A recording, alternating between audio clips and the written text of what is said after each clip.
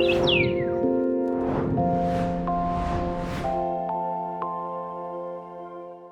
today I'm going to teach you how to avoid recording echoes when you're placing out your detectors.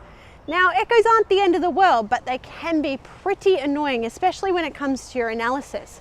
They can throw off your metrics, throw off auto ID systems, so it's best practice to avoid recording them altogether. So let's get started. So water can be a really great spot to record bats.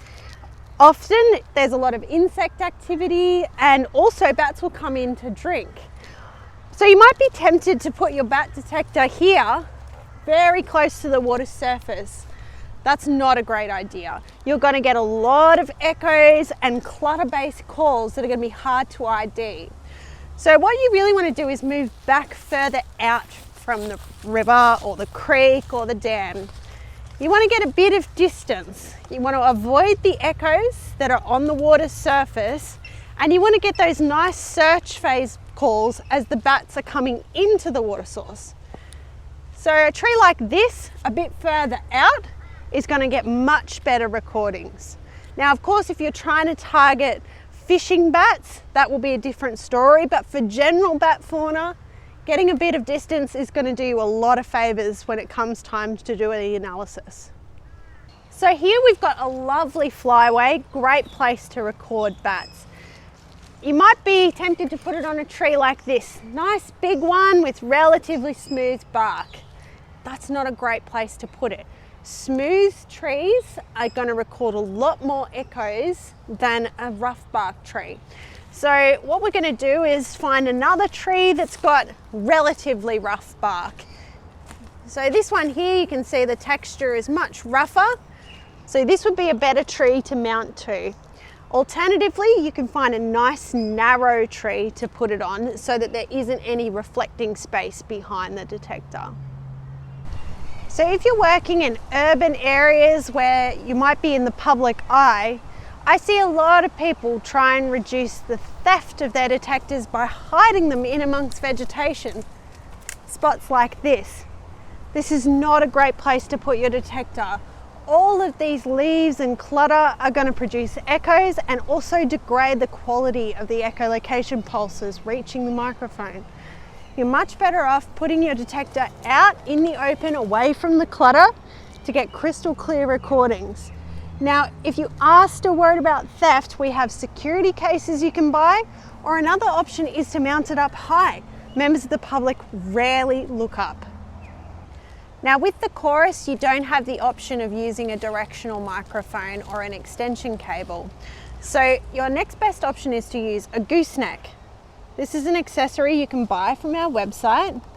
And what it does is it allows you to get a little bit of distance between the flat body of the detector and the microphone itself. It also lets you angle the microphone however you like to in the environment. If you're using a Ranger, your best bet for reducing echoes will be the directional microphone.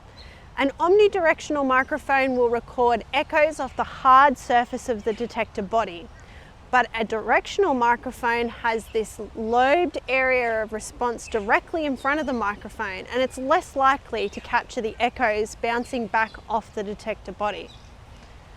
Now, if you have an omnidirectional microphone, your best option will be an extension cable. This allows you to mount the detector away from the microphone itself.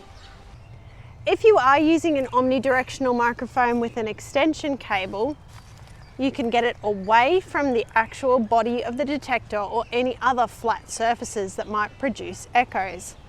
I always carry a nice handy little pipe cleaner that you can use to mount it to something. And it's also great because it allows you to kind of position the microphone where you need it.